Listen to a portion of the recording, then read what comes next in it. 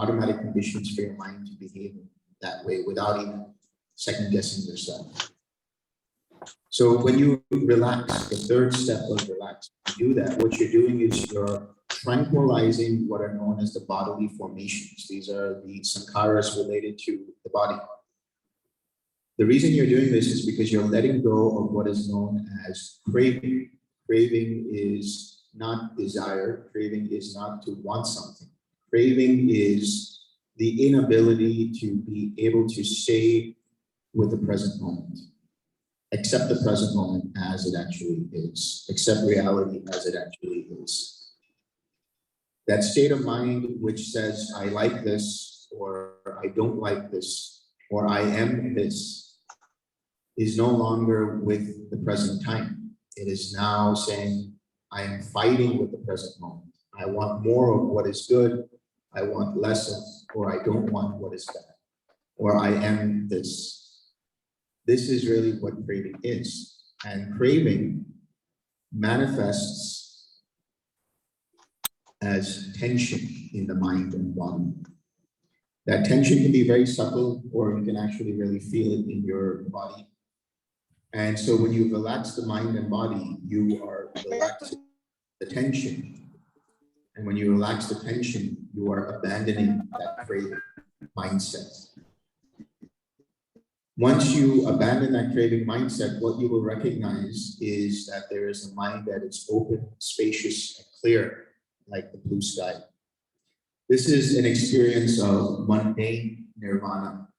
It is a miniature preview of what nirvana actually is. With this mindset that you have, you then go to the second crucial step in this process, which is the smiling. So you started off the meditation with smiling.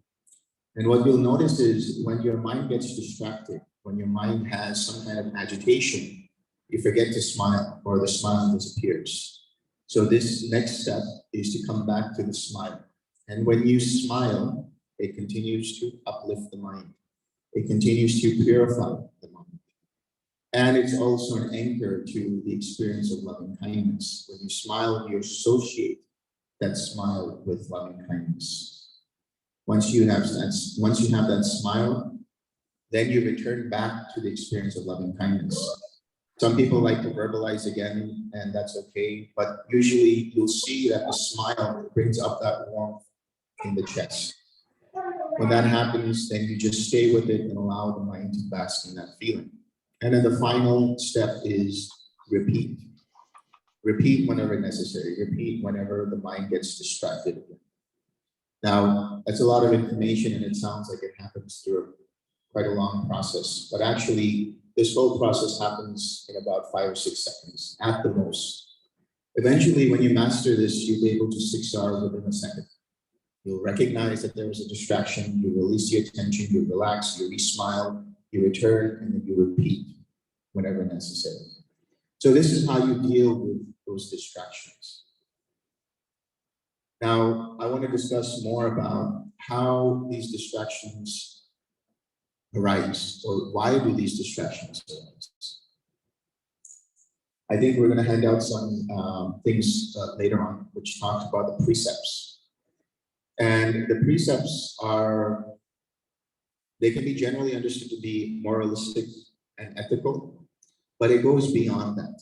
There is a psychological reason behind why somebody takes the precepts, because it has a direct effect. And hold on one second.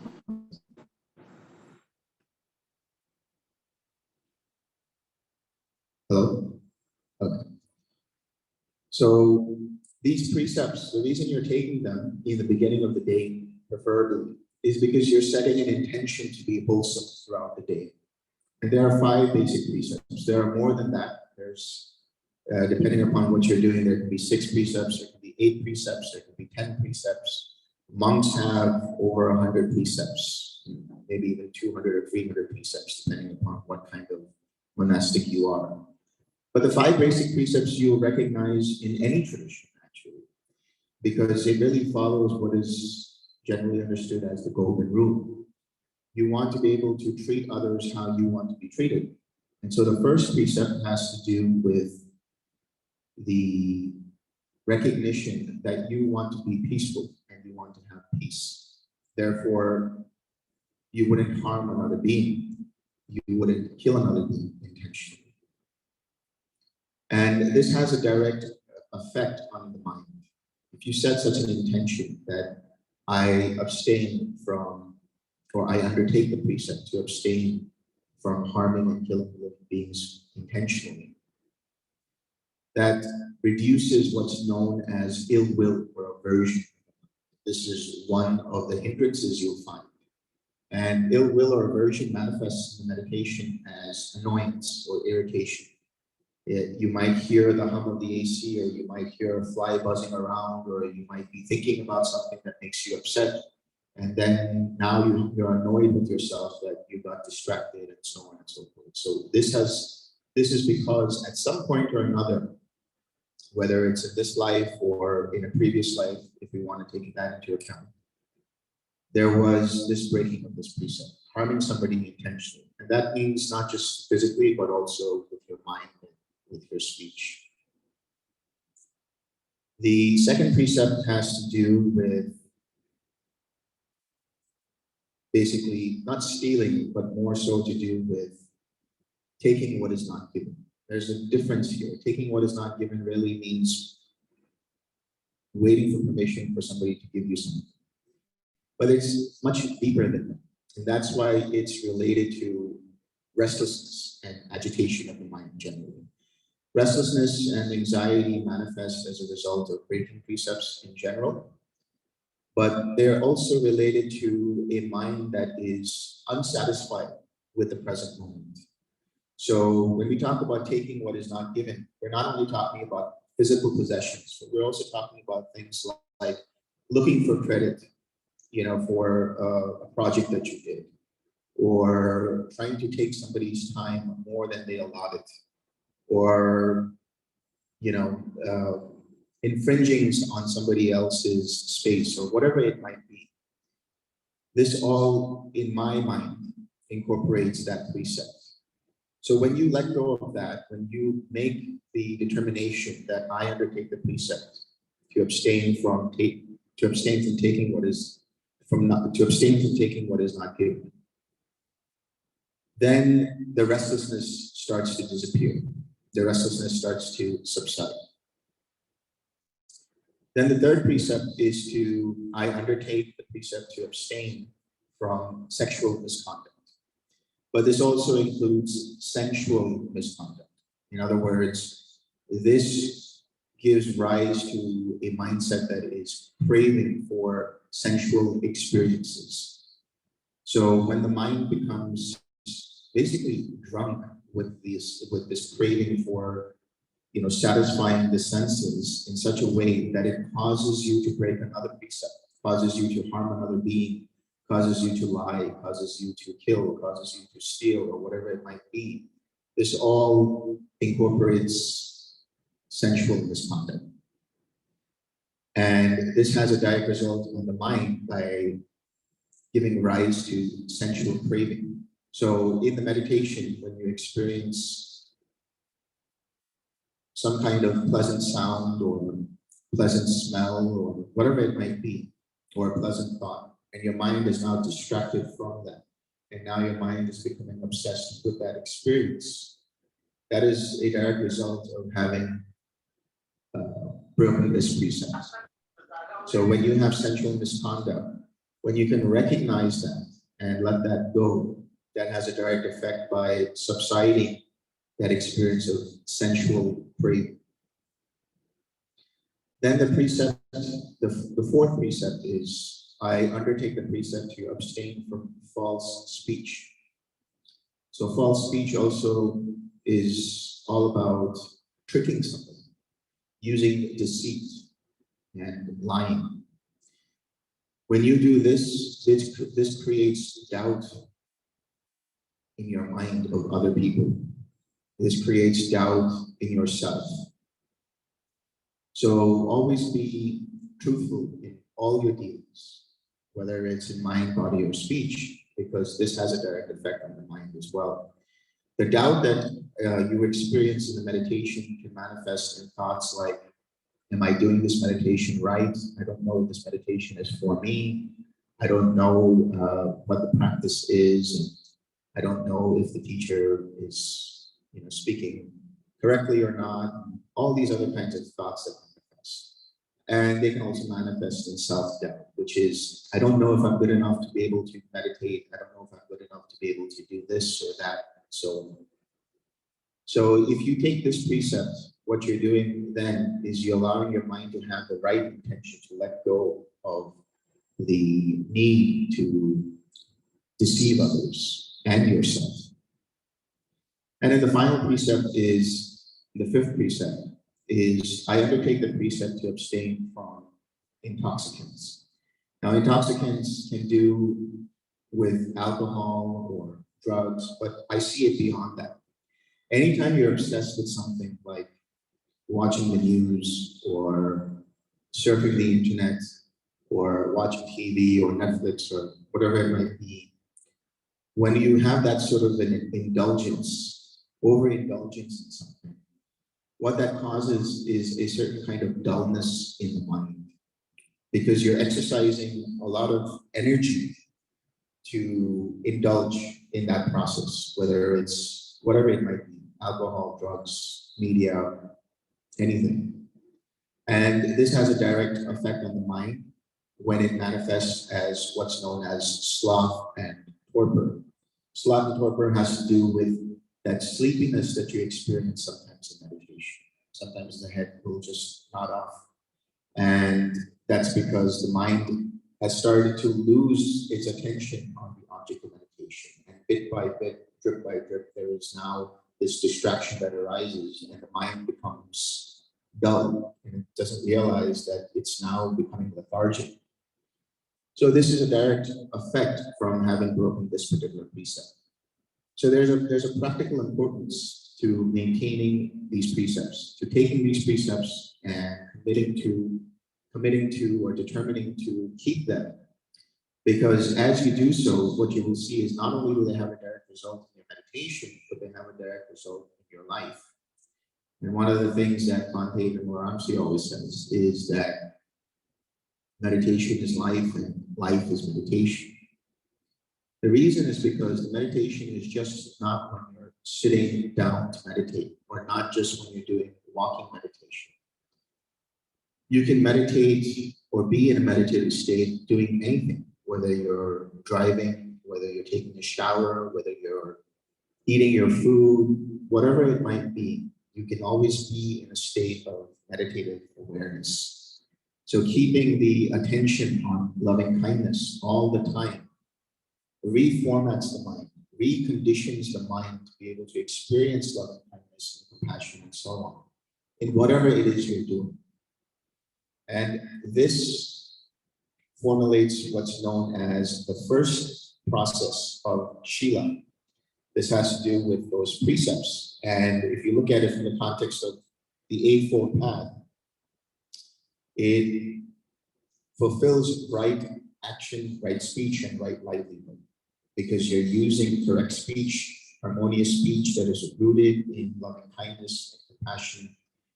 You are abstaining from actions that harm other individuals and harm yourself, and your livelihood also in such a way that it doesn't affect others in an unwholesome manner. These are all dependent on right intention. And there's three processes in right intention, which have to do with letting go, or having a mindset that lets go and doesn't fight with the present moment, accepts everything as it actually is, and lets go for that mind's need to try to do something with the present moment. And then the second process is loving kindness, and the third process is compassion. So once you have right intention, that allows you to experience the right effort, which is the 6R process. Using the 6R process, your mind becomes purified, and now it's ready for samadhi. So before we get into the second process of samadhi, what I also want to say is that the 6 R's can be used anywhere, not just meditation, formally when you're sitting down. Let's say you are talking to somebody and then suddenly that conversation becomes a little heated and now it starts to turn into an argument. You can recognize when the mind is starting to experience some kind of agitation and some kind of aversion. And you can release your attention away from that, relax the mind, come back to a smile, or come back to a mind that is light, and then approach the situation in a way that is loving and kind and compassionate. So whatever you're doing, wherever you see that there's agitation in the mind in the form of any of these five hindrances, you can use the 6 R's and return back to a meditative state of mind. Now, this meditative state of mind is also known as a jhanic state. So now we'll go into what samadhi is. This will give you a little bit of a preview of what happens if you continue this practice. So samadhi, in this particular understanding, constitutes 8 different levels of understanding. I also call them levels of cessation, because what's happening is different processes in the mind and body are ceasing, and you're experiencing deeper and deeper levels of calm and clarity. So when you take your mind and keep it on an object of meditation, like loving kindness, what you'll notice is that the mind starts to get less and less distracted. And this is known as the mind that is void of unwholesome states of mind. Unwholesome states of mind are basically hindrances. And because of that, the mind becomes very clear. And once it's staying with its object of meditation for some time, it starts to experience what's known as piti. Piti is known as joy or bliss, and sukha. Sukha is happiness or bodily and mental comfort. And there is some level of equanimity here as well. So the first jhana. So jhana, what is jhana? Jhana is the Pali form of the Sanskrit dhyana, but it also comes from the word jayati, which is to burn up impurities. And so you're burning up the impurities of your mind when you stay with your object of meditation and you use the 6R process. So the first jhana is incorporated by first the initial application of your thought, which is your mind centers around the object of meditation of loving kindness, and then it continues to stay there. So this is understood by when you first imagine something that is wholesome, or when you verbalize, may I be happy, and so on. And then when you continue to intend the mind to stay with that object of meditation, that is the sustained thought. Then because of that, there is the bliss that arises. And this bliss can manifest in different ways. Sometimes people experience immense amounts of bliss. Sometimes people just experience this very lightness of the body. Some people experience this feeling of comfort in the body. And there is a level of elation. There's a level of energy here when you experience this loving kindness. Then as you continue to stay with the loving kindness or whatever your object of meditation is, then you get into what's known as the second jhana. And the second jhana, the second level of cessation, is it ceases that mental activity of thinking and examining thought. So that initial intention of bringing up that loving kindness goes away, because now you are with the loving kindness. And the intention to stay with the loving kindness goes away because your mind is already with the loving kindness. So that ceases. And what there is now is a certain level of confidence in the practice. Now your mind says, I really understand this, and I'm really going to stay with this. And there is a deepening of joy. There's a deepening of bliss. There's a deepening of equanimity and tranquility. Then the third level of cessation is where actually that bliss starts to cease. That energetic joy that you experience starts to cease. And what happens is there's more tranquility in the mind. There's more equanimity in the mind. Because bliss itself is also conditioned. It's a conditioned experience. If you were blissful all the time, it would have quite an effect on you, because it's a good thing to be generally blissful, but it's not manageable in terms of the energy of the mind and body. There are deeper states that are more enjoyable than bliss, which include tranquility and equanimity, which is a balanced state of mind. So in the third jhana, the third level of cessation, what ceases is the cessation of, or what ceases is that joy. So it's the cessation of that joy and the deepening of tranquility. And sometimes this manifests as a feeling where you feel like you're expanding, the body is expanding, or you're losing sense of the awareness of the body, or different parts of the body start to feel like they're disappearing. And you just feel very tranquil. So there's a deepening of that sukha, that feeling of sukha. Then when you get to the fourth level, the fourth jhana, what you experience is a deeper level of equanimity. And now even that sukha, that tranquility goes away. And there is this mindfulness born of equanimity.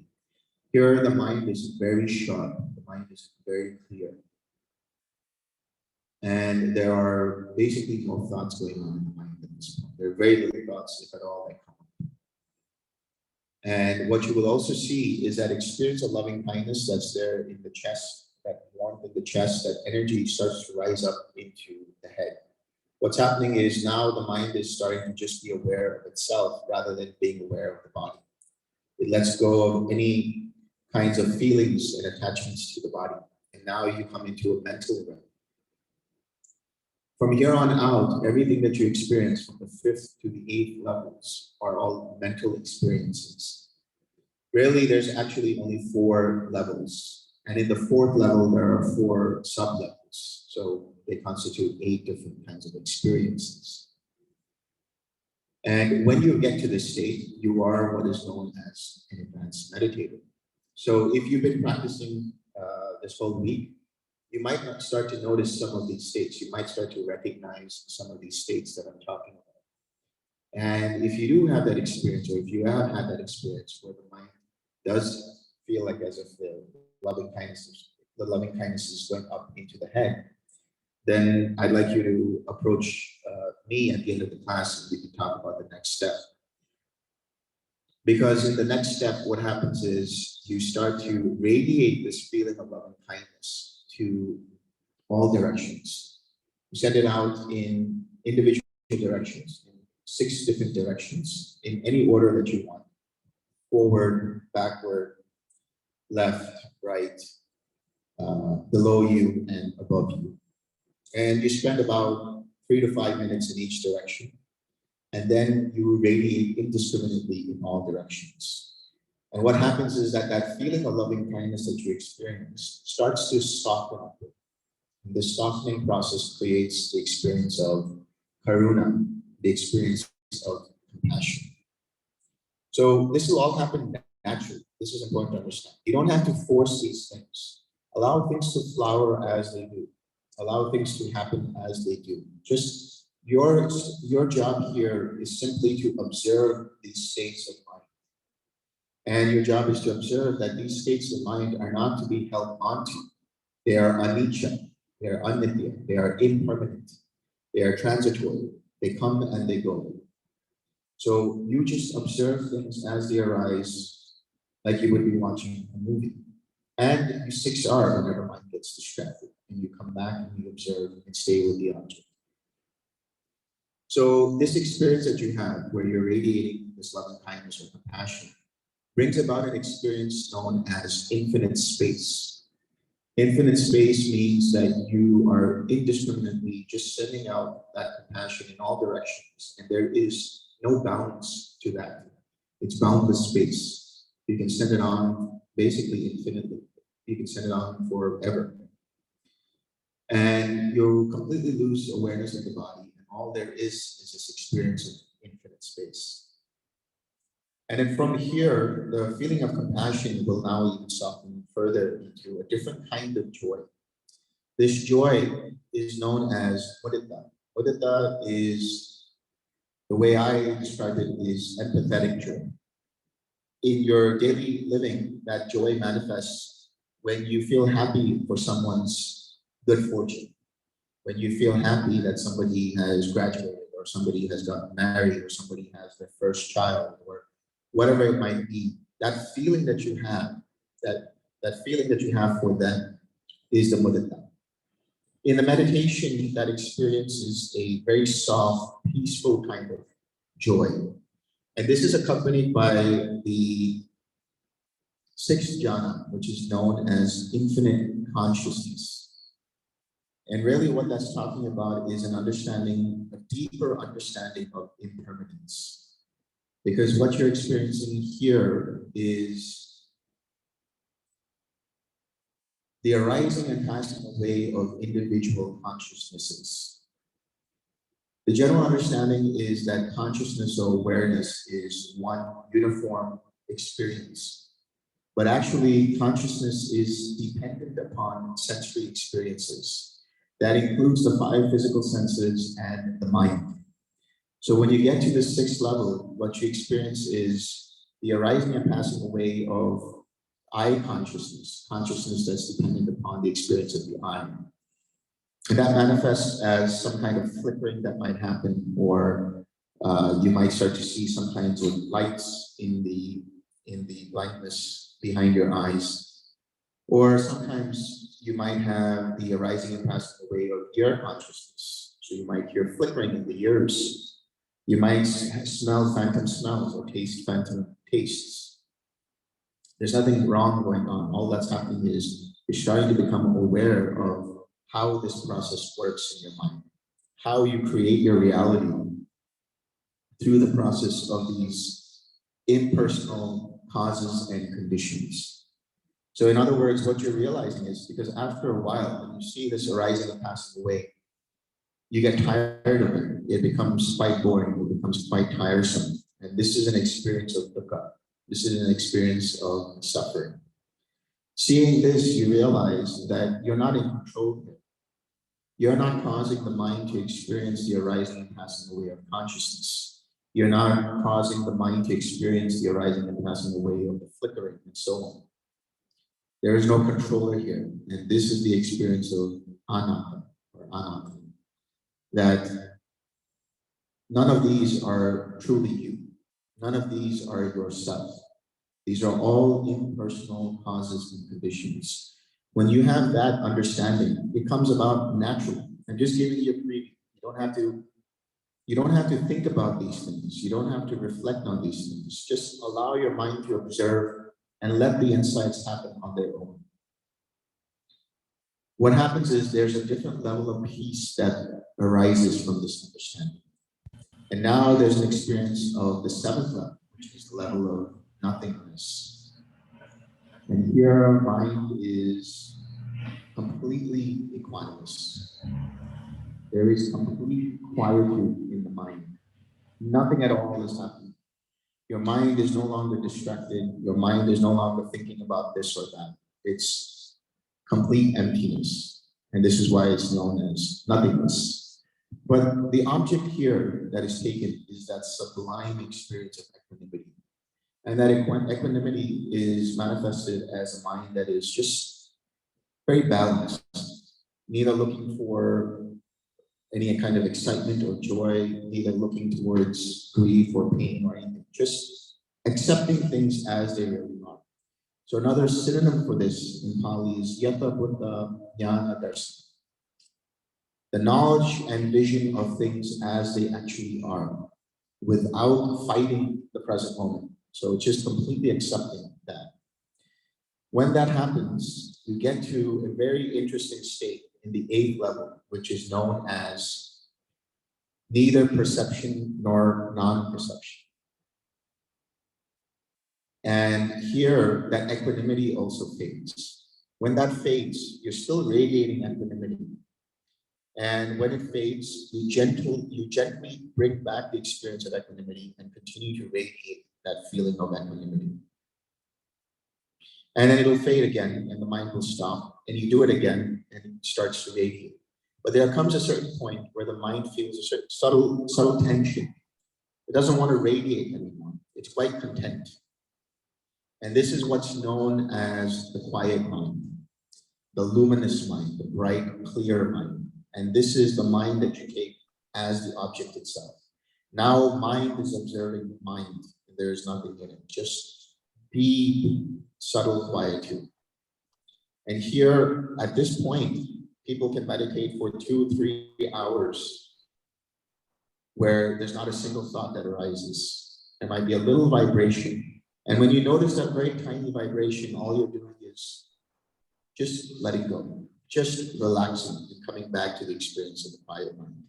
Now, in the beginning, you might experience certain kinds of dream-like states.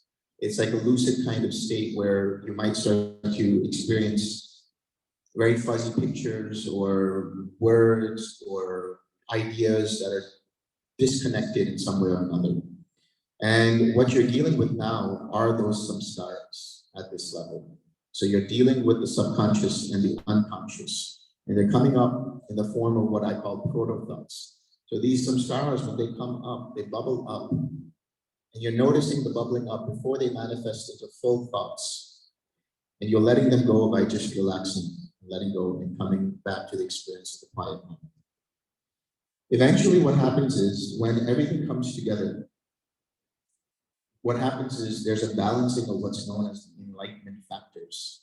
So when you're experiencing these levels of jhanas, these experiences of the levels of cessation, you're coming into balance with the joy, coming into balance with the tranquility, you're coming into balance with mindfulness, you're coming into balance with equanimity, you're coming into balance with collectedness, you're coming into balance with all of these different states of mind, or the factors of the enlightenment factors. And when they all balance together, you experience what's known as nirodha. This is the cessation of perception, feeling, and consciousness. So what happens is the mind actually switches off. Subjectively, it's like you just blank out, and you come back up and you ask yourself what just happened. So the mind was so quiet and there was nothing to occupy it that it just turned off for a few moments, maybe just a moment.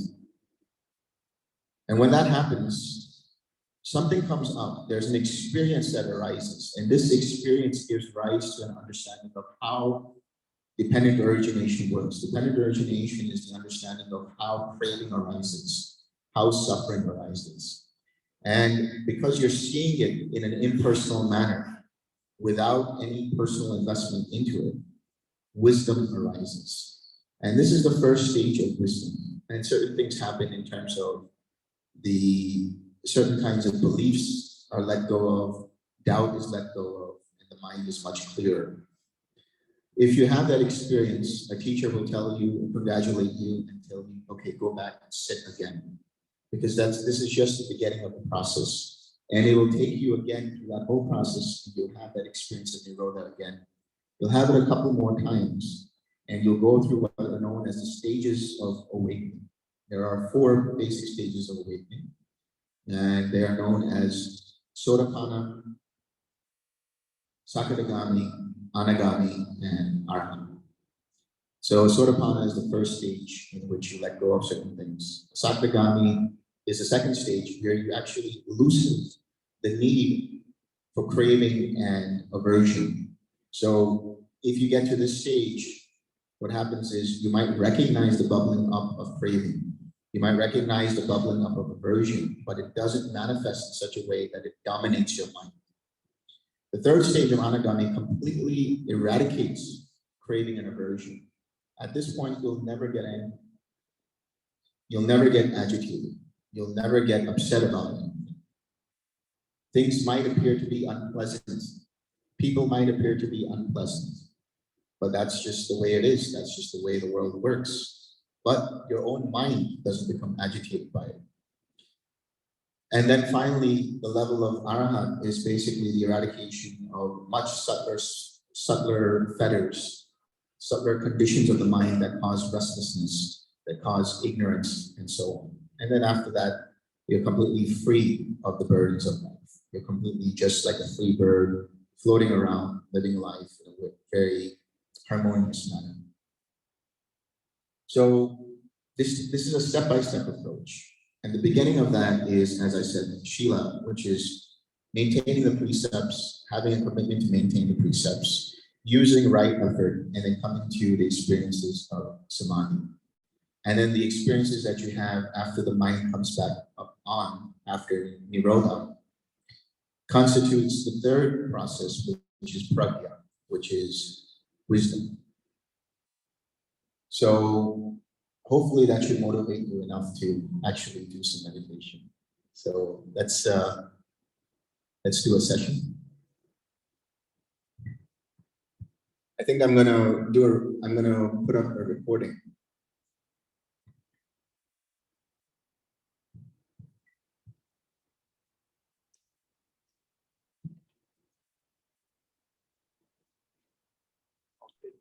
Yeah.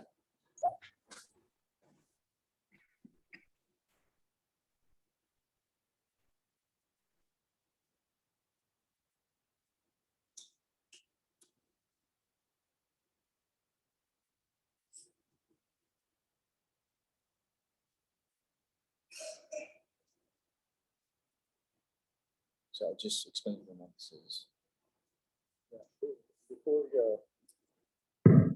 Before you start, if somebody wants to use a chair, we have two chairs here. If you're uncomfortable on sitting on the floor.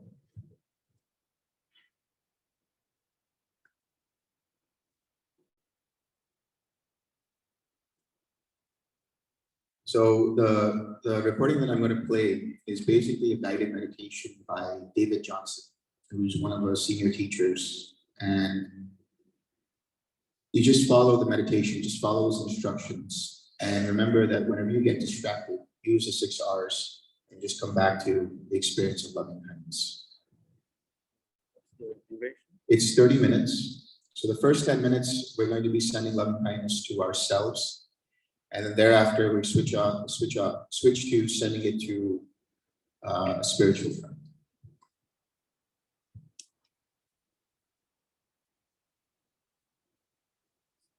Let's see if it works.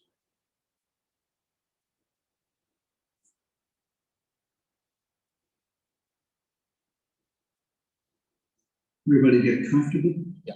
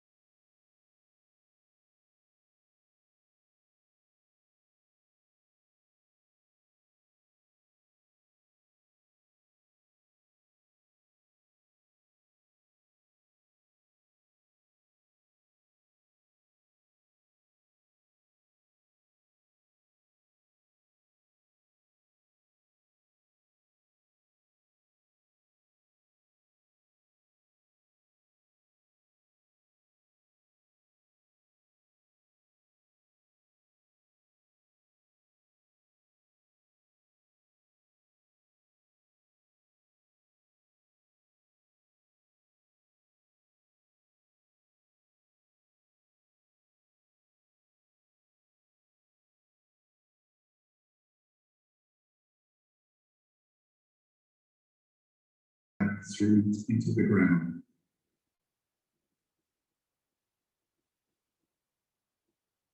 Just leaving this pure feeling of kindness, of contentment.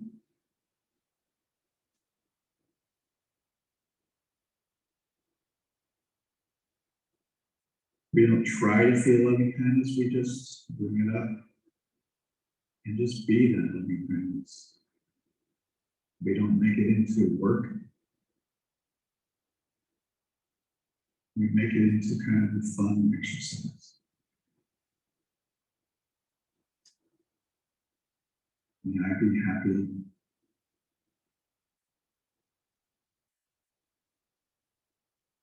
May I be content with everything that I have.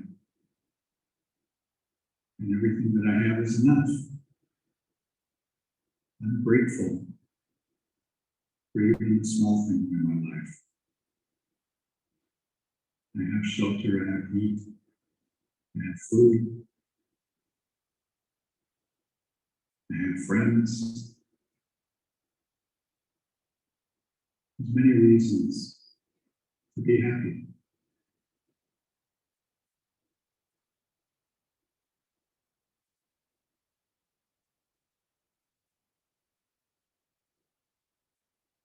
Put this loving kindness into your heart.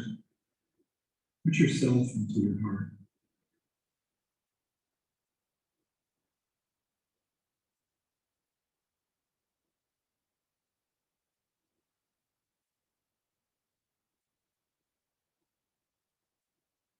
Hold yourself in your heart, just like you would hold a baby.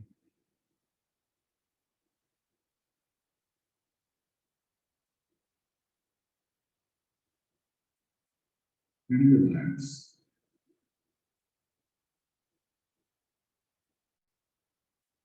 If your mind wanders, use the 6 R's. That means recognize your mind has left the building. Stop thinking about it, release. And relax any desire to continue to think.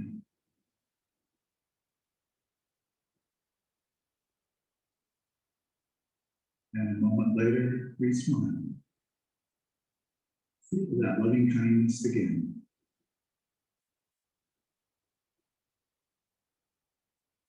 And put it back in your heart. And return to your object of meditation, just this feeling of loving kindness. And repeat or continue the process. We don't jerk our minds back to the object, because that doesn't work. We allow the mind to wander just for a moment. We accept that it wandered. And then we release. And say, I have to talk to you later. Relax. We smile. And return to wishing yourself happiness.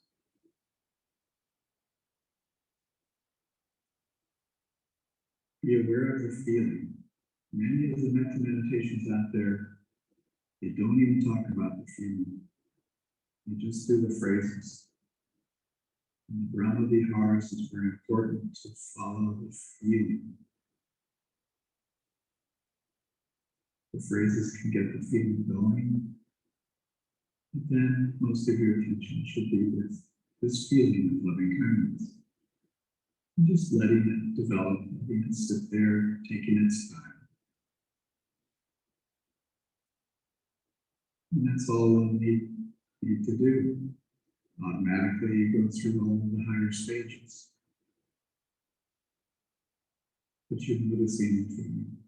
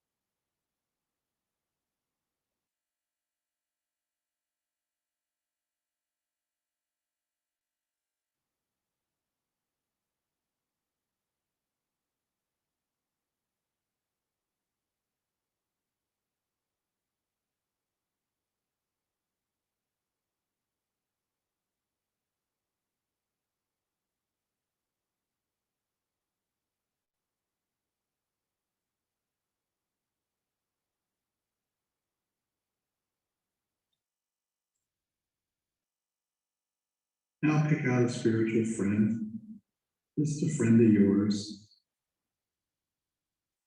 and wish them happiness.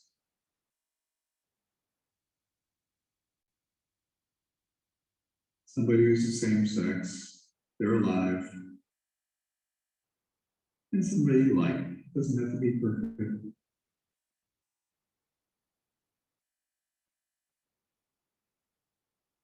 Now put them in your heart and hold them like that baby.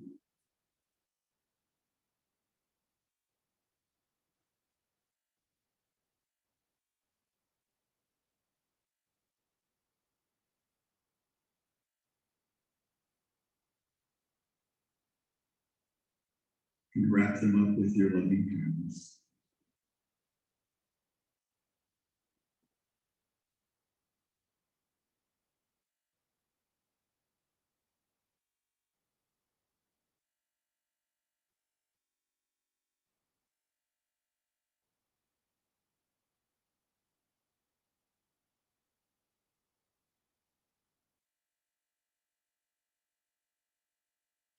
Just know that your friend is there.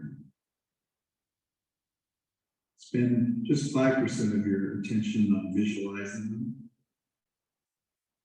and more attention on the feeling.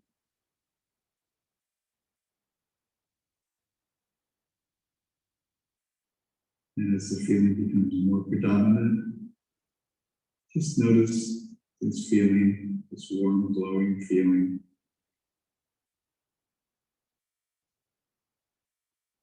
And your friend is more in the background.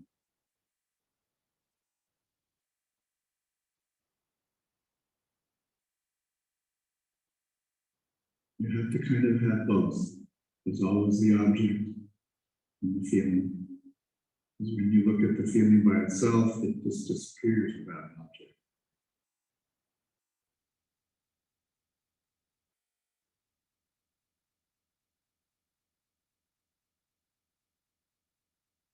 Your mind wanders through the 6-hour process. Recognize you've wandered, release, relax, re-smile, return, repeat.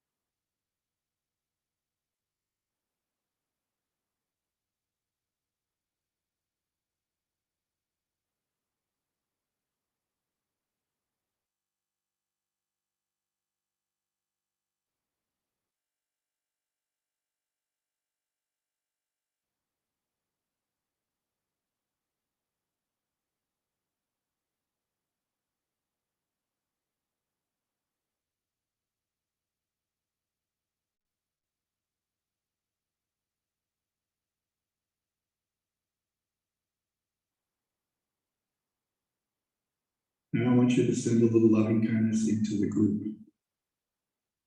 Radiate it to everybody that's on this Zoom call. Smile at them in your mind.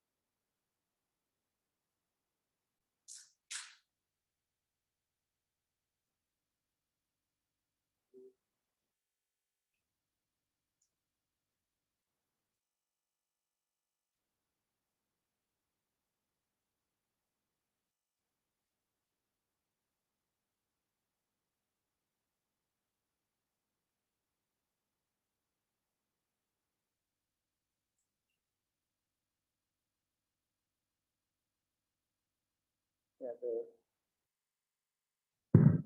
mushrooms are on your right if you wish to. Before we start with the question answer session.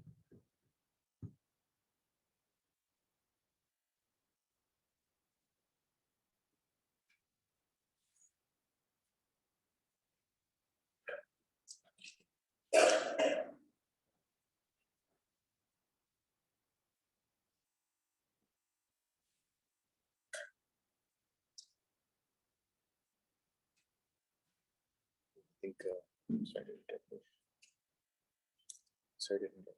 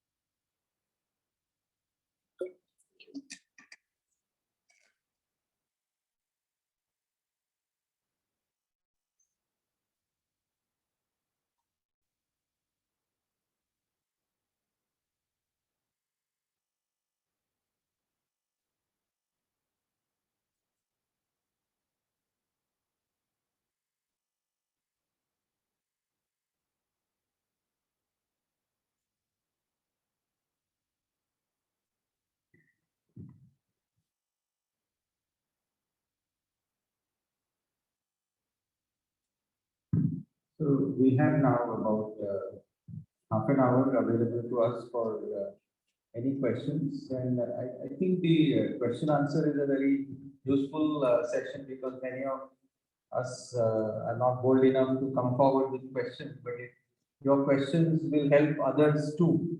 So please ask. And if you have had any issues with your practice, uh, I think the focus is more on actual practice. So if there are any questions related to practice, rather than just theoretical discussion, that would be more useful to all other participants as well. Yeah.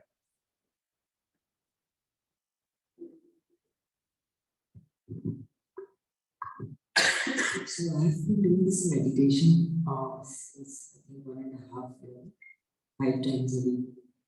So today I felt during the meditation as if there's somebody's walking like this. What was that? Like, as if somebody just passed by. At least 15 times I felt that. What was your object of meditation? It was the second phase when I was giving like love and kindness to a spiritual friend. Yeah. That. Maybe it was your spiritual friend. And then after giving her love and kindness sometimes, I just couldn't do it. So I started giving it to myself, like on my feeling of faith. So when you were sending love and kindness to your spiritual friend, you were unable to continue sending it. Yeah. So when that happens, just treat that as a distraction, 6 hours, come back to the feeling, and then continue radiating it to your spiritual friend. And once after, say, 20 minutes, I had a very bad smell coming. I don't know, it was there here or what, I don't know, but it went off. Yeah. After that, it shut. So it has never happened before. So I thought, oh, I don't know. Well, the thing is, whatever happens, whether you experience some kind of smell or whether you experience, somebody walking by or whatever, whether it actually is happening or whether it's in the mind, treat all of those as just impersonal processes. So these are things that might come up as distractions, or they're just happening because the mind is unraveling itself. And when you see them and you recognize them, what happens is now your mind is on that. Now your mind is on what was that feeling of, the person walking by, or what was that feeling of that smell. So which means your mind was no longer on the object of meditation. So all you do there is you recognize that it was distracted, you release your attention from that, you relax, smile, come back to your object of meditation and continue. May I, Darshan? May I ask a question? I think there's somebody asking a question on the Zoom. Yes. Yeah. I want to understand. I find myself smiling already before the relaxed step happens. I mean, after release, I'm already kind of smiling, and I realize then that I haven't relaxed. That step. Can you repeat the question? Yeah, the question is that they find that they're smiling all the time, even when they get distracted and they use the 6 R's, they're already smiling before relaxing. I would say there's absolutely nothing wrong with that. If you're still smiling, that's great. You still want to make the intention to relax. And all you do is return to the awareness that you're still smiling. You don't have to do anything else than that, and then come back to your object of meditation. Okay. Thank you. Thank you.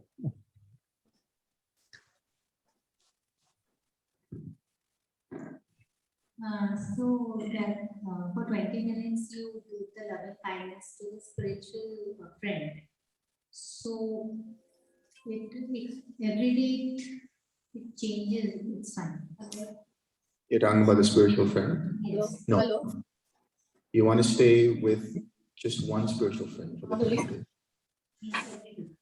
Yeah, so if you stick to just one spiritual friend, you're with that person all the time, every day, until something happens where the experience changes. Then we'll give you further instructions of what to do. But for the time being, until that happens, you stay with just one spiritual. Don't switch around from one to the other. Can you explain why? Yeah, basically, you want to stay with one spiritual friend because if you continue with another spiritual friend, actually, that's just the mind being distracted. So the mind becomes more active and starts to go from here to there, to one spiritual friend to the other, because it's bored, actually. So what happens in the meditation is boredom is it's actually a big hindrance.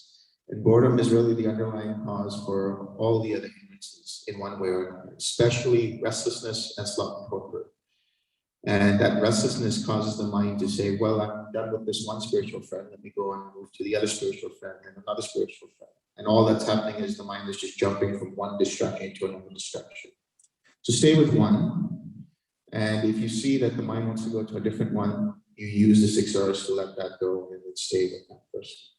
When you continue on with the next practice, there will be a secondary practice. Then there's an exercise which you do only 1 or 2 sessions, where you send it out to other spiritual friends, one at a time. Then you send it out to relatives or friends.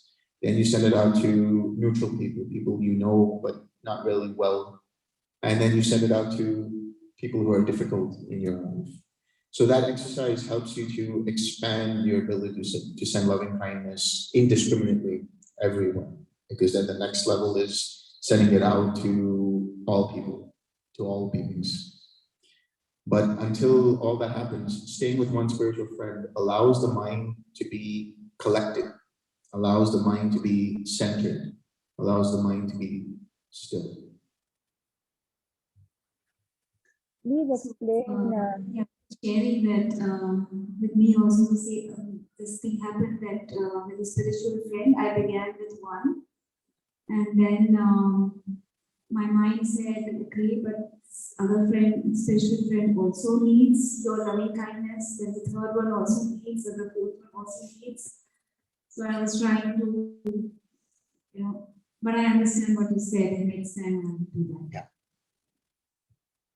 Yeah. There was another person on Zoom who had a question. Please explain, how do you radiate LK? What is the meaning of radiating it to other people? Yeah, so when you're radiating, the question is, what does it mean to radiate the feeling of loving kindness to your spiritual friend? It's basically having the intention that you feel good for them. So your radiate can be in the sense of you feel like a heart-to-heart connection. So you feel like, so people have different ways of experiencing that. Some people experience it by sending the feeling from your heart to the heart of your spiritual friend, or that the spiritual friend is in front of you and you see them smiling and you're just experiencing the loving kindness for them, or that they are in your heart and they're being surrounded by the spirit, by the loving kindness. how do you send it to a group of people? So the question is, how do you send it to a group of people? Actually, when you're doing it where it comes to that point where you're sending it to multiple spiritual friends, you're still doing it one at a time. So you send it to one spiritual friend, then the second spiritual friend, and the third, and then the other people that we talked about, the different categories of people. Then when you're radiating outward into different directions, it's just allowing your mind's eye to see in this direction and gently guiding the loving kindness in that direction. And you guide it to the extent that you see that it's flowing out. And then now you're just observing the flowing out of the loving kindness in this direction, in the next direction, in the next direction, until you have all 6 directions. And then when you send it out in all 6 directions, some people imagine it like they're in a bubble or they're in a sphere of this loving kindness and it's just expanding outward and outward. That's it.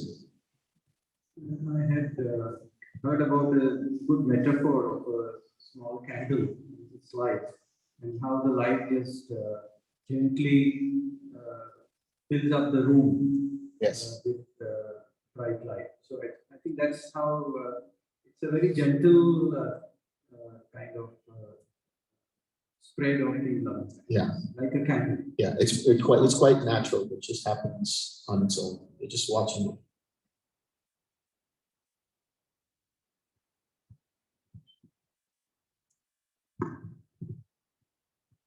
For the first time, I was able to automatic 6R. I was making little bit, I had distractions. So automatically there was a natural smile. Like earlier, I used to have a robotic smile. Intentionally, I was smiling. Yeah. But this time, there was a natural smile. Very good. That's very good. So that's what you're going to notice is, that's another thing I want to clarify about the 6 R's is you don't want to verbalize them. So in other words, you're just doing it rather than saying it in your mind that I'm recognizing and releasing and relaxing and so on. So eventually it becomes automatic where upon the recognition of a distraction, your mind just automatically tunes to releasing, relaxing, re-smiling, and returning. So that's good progress in meditation. And if you're smiling more, because the more you smile, the more you laugh, the more you're at ease with the world and with yourself, the easier the meditation becomes, and more importantly, the easier life becomes. So if you're smiling naturally, that's a sign of that's another sign of good progress. And I want to let people know that, you know, we talked about this a little bit last week, but it's worth emphasizing over and over, which is don't push yourself. Don't try so hard. Just be gentle with yourself. Be kind to yourself. Accept yourself as you are. Because if you don't, then you're going to have craving. Remember, we talked about how craving is the inability to accept the present moment as it actually is, and that includes yourself.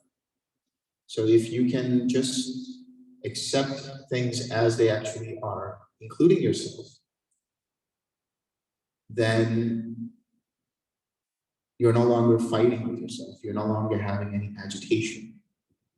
And the more you do that, the easier it becomes to send loving kindness to yourself. The easier it becomes to send loving kindness to others as well.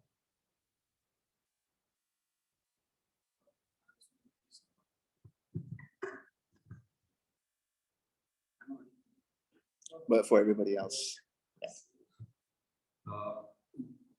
For the first time, I heard different kind of sounds. Like it was totally different frequency. I never heard it, and it was in different frequency. Yeah, this is actually quite natural. When your mind becomes more and more collected, there are a couple of things that you will start to see or experience. One is you hear certain kinds of frequencies, you hear certain kinds of sounds. That's just a sign that the mind is becoming more collected, more concentrated, more focused. Some people might even see like a bright light or things like that. But I would say just see them as impersonal, impermanent processes. Don't allow the mind to become attached to them because they'll come and go, but they're just signposts on the way.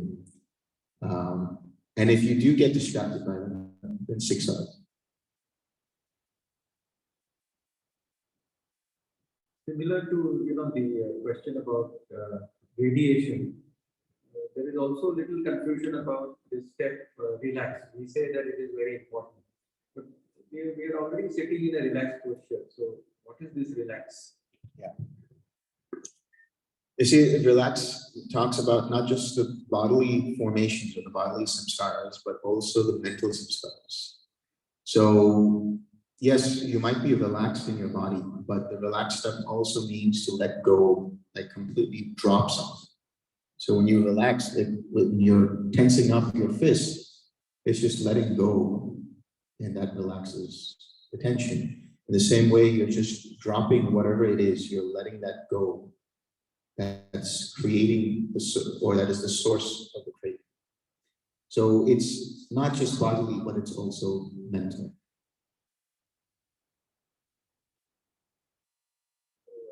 The process of letting go is relaxing. Yes.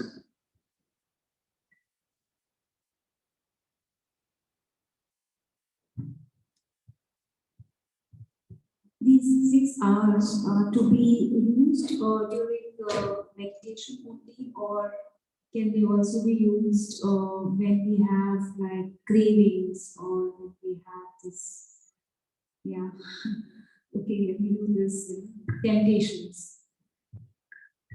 Yeah, the 6 hours should be used anytime craving arises. So that's not just meditation. But like I said, if you are, like I used the example earlier, where if you're in a conversation with somebody and suddenly there's a misunderstanding and then it becomes a heated debate or argument, if you can recognize that the mind is starting to experience this tightness, or starting to experience this wanting to prove yourself right, or wanting to, say something negative to somebody, if you can recognize that and use the 6 hours process to let that go, then you're reconditioning your mind to be more loving and kind. So the 6 hours aren't just to be used in meditation, but they're to be used in everyday life. Because the 6 hours are really the key fundamental template for reconditioning behavior. This whole process that we're doing with meditation is just one part of this whole plan, which is to say, when you meditate, you are becoming more aware of where your attachments lie. So when hindrances arise, this is something I said last week as well. When hindrances arise, don't shy away from them. Don't resist them. Don't push them away. Accept them as they are. They are your teachers. They show and they shed light on where your attachments are, and you can then let go of them. Once you know where they are, you can let them go. When you do this in the meditation, that translates in your daily living to where you're more aware of when you have certain kinds of unwholesome reactions to situations and to people. When you can recognize that in your 6R, that purifies the mind further. And then when you go meditate again the next day or the next session, your meditation is even deeper. So it's a cyclical process of reconditioning the mind.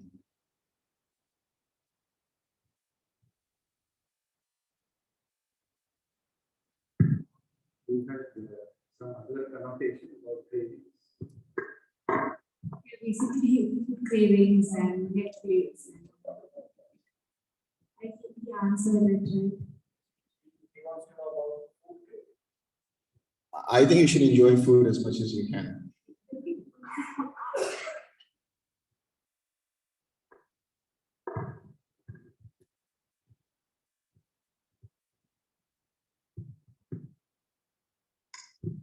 So when we start giving loving kindness to ourselves, I think of my granddaughter, who is just 3 years old, but she stays far away from not in India.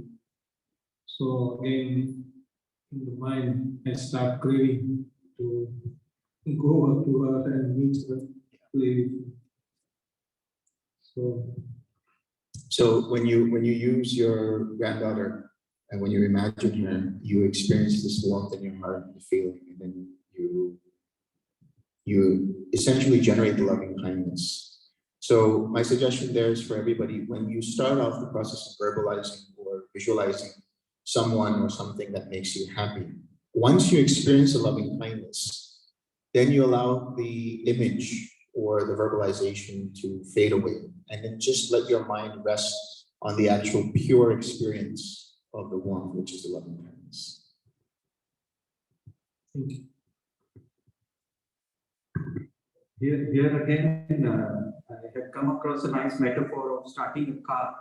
So the image of your granddaughter is like starting the starter of your car. So you don't keep on pressing the starter all the time. You let go of the starter and then let the engine take over. So that's how. Is that? No, that's completely perfect metaphor for that. Actually, yeah. Thanks. If you break the precept of sexual activity, I think it's there in the list. There's a question on Zoom, so I'll just take the question. Yeah. If you break the precept of sexual activity, wrong sexual activity, what are the signs that come as hindrances that you can make out that is what the cause may be? You said, explained it earlier, but I not got it on. Yeah. So the question is, if you break the precept of engaging in wrongful sexual activity, or I also expand that to say sensual misconduct.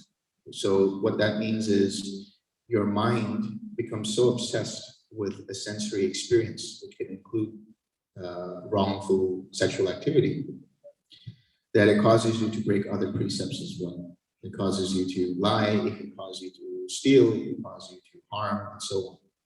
So the manifestation of that is breaking other precepts, but also in meditation or even in daily life. It's sensual craving. Sensual craving is essentially the mind that says, I want this. It clings to it and says, I really want this. And the mind manifests that as different kinds of thoughts that become obsessed around that particular object of craving. Thank you. I know the person is meditator basically, but then that time I felt that I had become quite stable mentally. But when I started this kind of meditation, when you have to concentrate on the heart area for generating the metta. Earlier, for me, it was easier to generate the metta, but I found it rather difficult. And then still I continue practicing. And now I feel that my heart, I have become very sensitive about its beat. Like I feel the palpitations, I feel sudden jump in the, I don't know, throughout the day, I mean, I somehow concentrate automatically, I feel. So is it, I mean, what, I don't know what is happening. I don't feel that stable. Yeah. Genuinely. Yeah, I think maybe the mind, my reflection on that would be that maybe the mind is trying too hard, pushing too hard. So the point is not to really focus so much on the experience in the heart center. It's just one of the physical manifestations of that is the warmth in the heart area, in the chest area. But the object of meditation is not the warmth. The object of meditation is not to focus on the heart area. The object of meditation is to just experience that loving kindness. That can manifest as the warmth, that can manifest as just feeling very good generally. And then when you send it out to your spiritual friend, it's manifests as your feeling of good wishes to your spiritual friend and seeing your spiritual friend smiling and so on. So this is a very gentle practice. You want to soften things. You want to keep things very comfortable. The reason I'm saying that is because as I understand, and I say that with the caveat that I haven't done Vipassana myself, but I know of others who have, and in there, the mind becomes very hard eventually. The mind becomes kind of very super concentrated. And actually, you don't want that. You want the mind to be collected. There's a difference between being collected and being concentrated or one-pointed. Collectedness is where the mind is quite alert quite spacious, open, comfortable, and light. When it becomes concentrated, the mind becomes constricted, and there's a certain kind of hardness to it. There's a certain kind of tension to it. When that happens, that makes it difficult for the mind to stay with the subject of meditation. And that means that there is present some kind of distraction. So my suggestion is to soften. Don't let the mind think too much about it. Don't let the mind try to do something. Allow the mind to flow into it. Allow the mind to just gently relax into the feeling.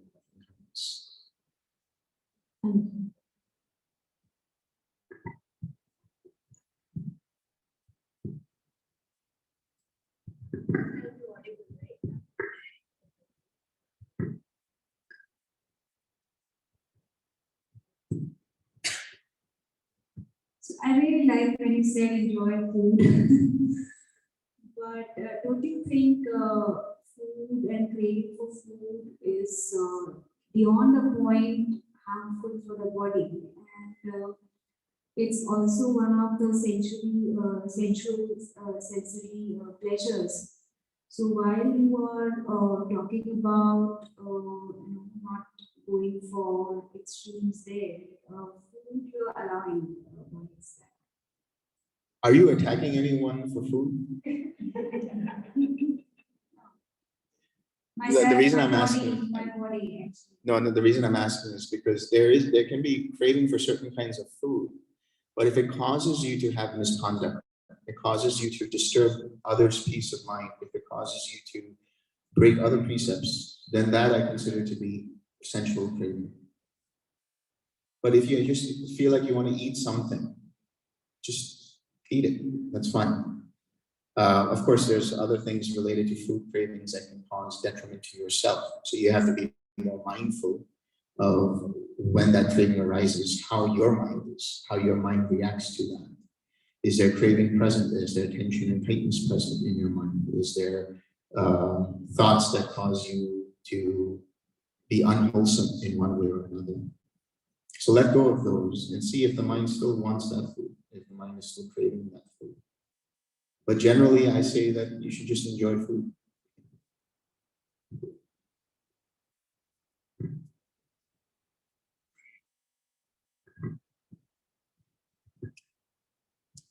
I'm somewhat confused about the spiritual guru, their spiritual friend. Is it necessary that everybody should have spiritual friend, a spiritual guru? When you pray to God, is it necessary that you should have spiritual friend? Yes. And I don't know whom you call it as a spiritual friend. What are the qualities? Yeah. That I should see in friend, and I can call it as right now. I don't have anybody who I can miss. That is what I feel. That spiritual guru or spiritual friend, I don't have. Is it okay? Yeah, I would say in this tradition, it's not necessary for you to have, let's say, a spiritual guru. Actually, the mind is your own teacher. That's why I say the hindrances that arise in the mind actually are your teachers, because they're showing you where the mind is getting attached to. So if you can be observant of that, if you can be mindful of that, and then use the 6 hours to let those go, then you're teaching yourself. The mind is teaching itself. So I would say there's no need for a spiritual guru. What we do as teachers, if we call ourselves teachers, but we're really just guiding people. We're guides. We're like, we know the roadmap, the territory of the mind in one way or another to an extent. So we can tell you this is the signpost here, and we can guide you and say, don't go in this route, but go in that direction. Just guiding you through that process. But the teacher itself, meaning how you train your mind, is you yourself, is your mind. And a spiritual friend is somebody who, when you think about in the meditation, brings a smile on your face, makes you elated, makes you happy. But there are certain qualities of a good friend in general, certain qualities of a spiritual friend in general.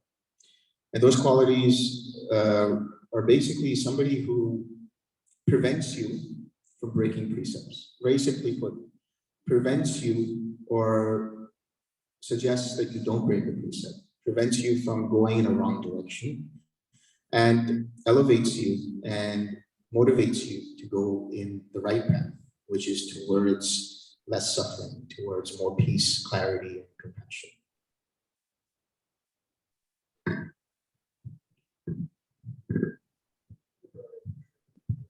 Very good friend is for the sake of meditation, as you pointed out, just a person whom you admire and you think will promote your well-being.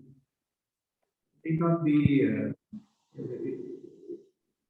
I mean, the word spiritual is, I think, a little bit misguiding. So, Just a friend. I think you can just say a friend. Need not be somebody who's really spiritually accomplished. That's what I'm trying to say. Yeah. So I can be your spirit.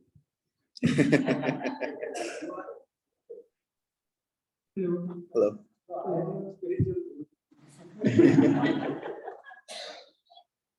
So I have a question about trying too hard.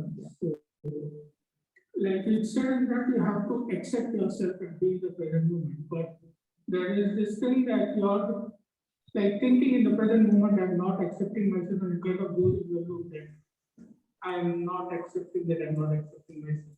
That kind of thing. So how do you get out of that kind of thing? Just accept it. No, if you can. Sorry, yeah. The question was, we talked about how craving is basically not being able to accept the moment as it actually is, the reality as it actually is. But then you become aware that you're not accepting the present moment, and then you don't accept that you don't accept the present. Did I get that right? Yeah. So what I said was just accept it. Meaning, I mean, to be serious, it's basically when you recognize that, okay, the mind is not accepting the present moment, that's fine. Allow it to be there and let go of it by using the 6R process. The moment you don't accept that you cannot accept, then you're actually adding to that loop, as you say. But the way out of that loop is to take a pause and see that the mind is not accepting, and then use the rest of the 6R process to let that go.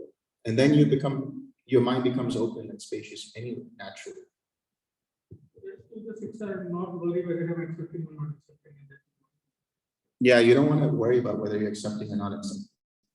How do you know if you're accepting the present moment? It's basically you're not agitated about what's happening, one way or the other. You're not wanting this, meaning I really crave for this, and so my attachment lies there. Or I'm pushing this away, I'm resisting what I don't like here. Just seeing things as they really are. So another way of understanding things as they really are, or accepting the present moment, is having a balanced mind, which is equanimity. The quality of equanimity, which is a mind that just is okay with anything. Any other tips on how to handle trying too hard? Because that's something that I really call for. Yeah, trying too hard. When you try too hard, when you push, what you're going to notice, it manifests as actual tension in the mind and body. So when you see that, then you 6R down, and you realize that you're trying too hard, and you soften. There's another acronym that Bhante used to use, which is DROPS. That is, don't resist or push, soften, and smile. So what that means is basically, okay, I see that there's resistance here, so I'm going to let that go, and I'm going to soften. So there has to be a balance. If you focus too hard, you are actually creating a mindset filled with that craving, that I want to do good in the meditation. There's nothing wrong with having the intention, but if you're going to push yourself, it's going to cause you further suffering. But if you allow the mind to just stay with the object, whatever the object is, and just rest in, it's like you're floating in that experience of loving kindness. That's more than enough. Thank you.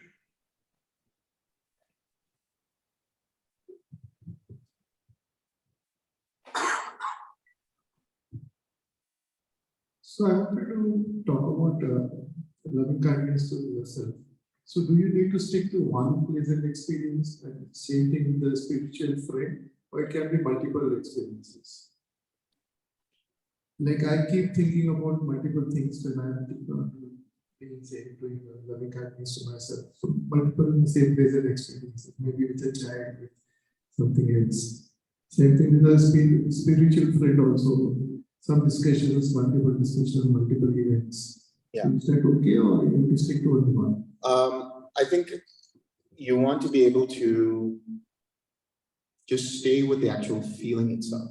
So when it comes to the feeling for yourself, you can have gratitude for the things that you possess on a physical level or on a mental level or an emotional level, and that allows you to have loving kindness towards yourself.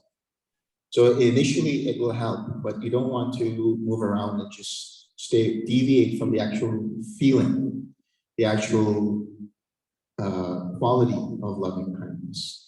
Your mind might tend to revolve around certain things as a way of experiencing a loving kindness, and that's fine. But don't let the mind become too pulled in the direction or trying to look at those things. Just let the feeling continue. Likewise, with your spiritual friend, what might happen is you might see the wonderful qualities of them, and you might have memories of things that they have done for you or you've done for them. And that's fine. Your mind will just stay with the spiritual friend. Those thoughts are in the background.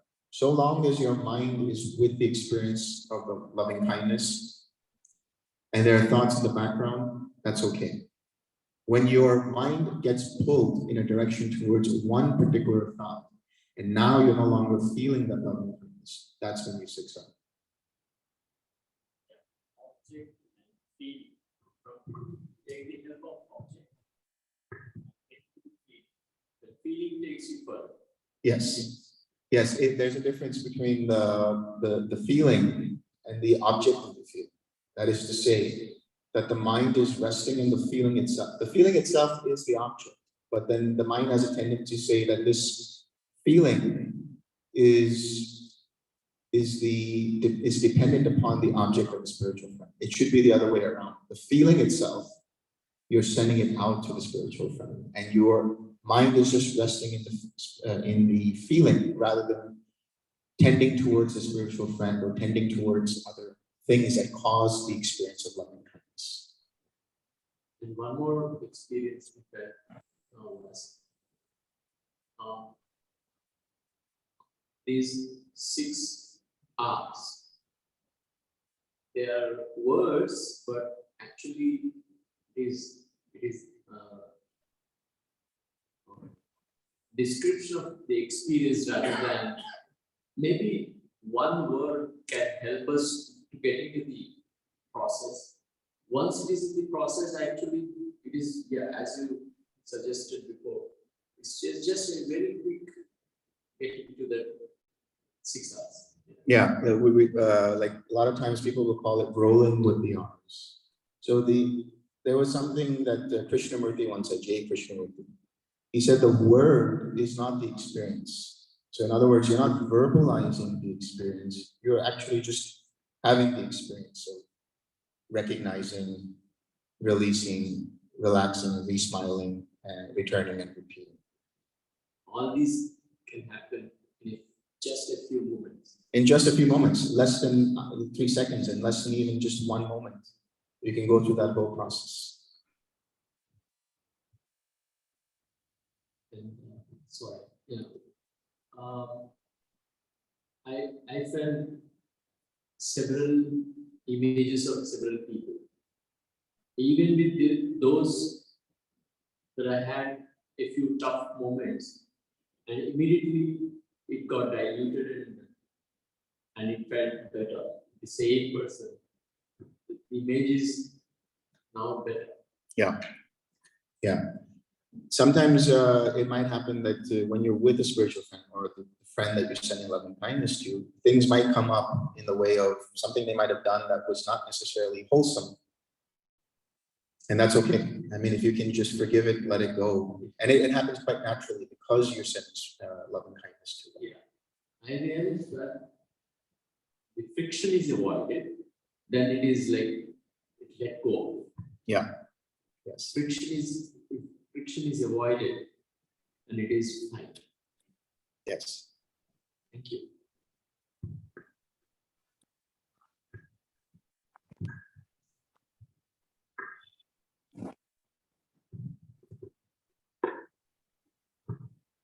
Good morning, Vincent. Good morning. Say something about forgiveness meditation. Yeah. So it can happen that if somebody is meditating with loving kindness, that it can be difficult for them to experience that natural joy and that natural warmth that arises from bringing up something that can cause the loving kindness to arise. And that is basically some kind of block. There's some kind of very subtle emotional block that prevents the mind from fully experiencing the loving kindness and fully experiencing that joy. So for those situations, there is a secondary practice known as forgiveness meditation. And the thing is, there's so many different variations of forgiveness meditation because Bhante Ramsi has changed it around a few times.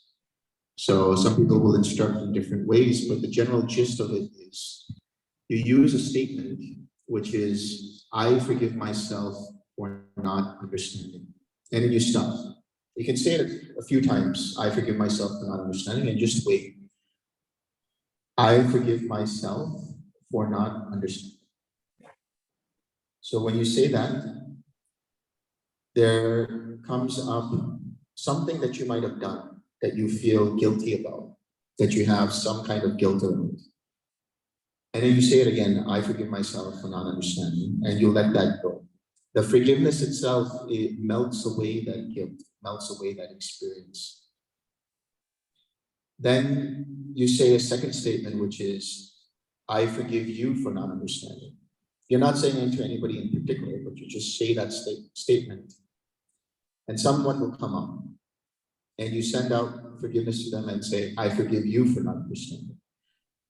Eventually that person will fade away. That person might smile and you'll know that you're ready to move on to another person. So another person might come up, or it might just be the one person.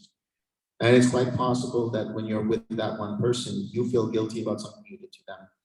So to complete that cycle, you see them saying to you, I forgive you for not understanding. And you accept that and you move on. So that melts away a lot of the guilt, melts away a lot of the emotional blockages. And you'll know when you're ready to go, when the mind intuits, it'll come in the form of an intuition that says, okay, this is enough, I'm good to go, I can go back to loving kindness.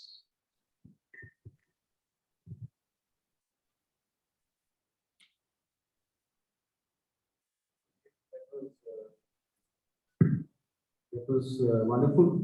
I think half an hour of our time is up. I'm sure there'll be many more questions in your minds. This was a two-part workshop, and I'm sure all of you enjoyed, those who are present here as well as those who are with us on Zoom as well. This is not the end of it. I'm sure we'll have Denson again coming to Mumbai, and we'll probably arrange some more progression of these workshops in the future. Until then, if you have any queries, can we share your email with the participants if they have queries or something, or how does it? Yeah, they can go actually to info@sutalana.foundation. So I can write it down and you can share it with them. Yeah, so Yeah. we'll share that. Yeah. So the email which he has suggested, we'll circulate it. So if you have any queries, you can give the reference of this workshop and write to him. It's not easy to catch the whole method in two sessions. It will need a lot of practice, and I think that was one of my questions, that if someone were to practice consistently for a month, say 30 minutes a day, do you think that person can progress beyond what you have already indicated? Yeah, definitely. If you are consistently practicing for at least 30 minutes a day, what you're going to find first and foremost is your mind really likes it. It stops treating it like a chore and looks forward to it. And eventually you won't meditate for 30 minutes, but you might meditate for 45 minutes, or even an hour, or even an hour and a half. And when that happens, you're starting to get into that territory, or you've already begun to get into that territory of the jhanas that I was talking about, of the different levels of samadhi. And you might actually get into the fourth jhana and the fifth jhana and so on. When that happens, it's always good to send an email to that email or to somebody at Dhammacariya saying, this is what I'm experiencing, and you might want to do an online retreat or just have them guide you what's the next step. also this meditation is called TWIN, TWIN, as you will see there. We have a TWIN support group. If you are interested, just indicate in the group and we'll add you to that TWIN support group. So there are a lot of beginners and even advanced practitioners are there, and they can answer the queries. And it's a very supportive group, I can say. So you can feel free to participate. And of course, we look forward to having you again sometime in the future. We have started this Shamatha Vipassana Trust in India. Question, please. My colleagues are here. Saurabh Dele. Can you just stand up? And Ravi Rilwani and Parul Agarwal. So we are already making efforts to spread this practice of meditation, which is very simple to follow. And if you wish to support, you can, there's a donation box and also an online payment. May I ask one question, please? If you wish to separately donate for our teacher, then that's also possible. So before you leave, you can consider that. Or you can do it later as well. May I speak, please? I think already 11 and we can close the session. This is one more question somebody has on Zoom. So let me just take one quick question. Share the Yeah. Go ahead. I want to ask you, can I start forgiveness meditation the way you just said now by starting with this sentence? Can I do it like that? Sorry, can you repeat that? Forgiveness meditation. Just now the sentence you spoke, can I start like that on my own? The question is, can you just start with forgiveness meditation? I would say start with a loving kindness meditation first. See how the mind experiences it. Okay. Hi. Yeah. I'm sorry. Thank you. Delson.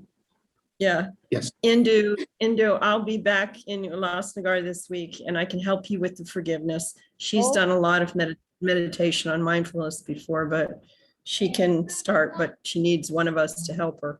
That's all. Okay. Okay, got it. All right, so I think we can end the session with what's known as sharing merit. So for those of you who haven't been there last week, I was explaining that sharing merit is basically just having that experience of goodwill and loving kindness in the form of sending it out to everybody. What we've done here individually and collectively is experience some kind of merit because we are radiating loving kindness, so that creates good merit. And the whole point now at the end is to have that intention to have other people around the world, all beings, to experience that same merit. So I'll just, you can close your eyes and have that intention, and I will just say the words. May suffering ones be suffering free, and the fear struck fearless be. May the grieving shed all grief, and may all beings find relief. May all beings share this merit that we have thus acquired for the acquisition of all kinds of happiness. May beings inhabiting space and earth, devas and nagas of mighty power, share this merit of ours. May they long protect the Buddha's dispensation. Sadhu, sadhu.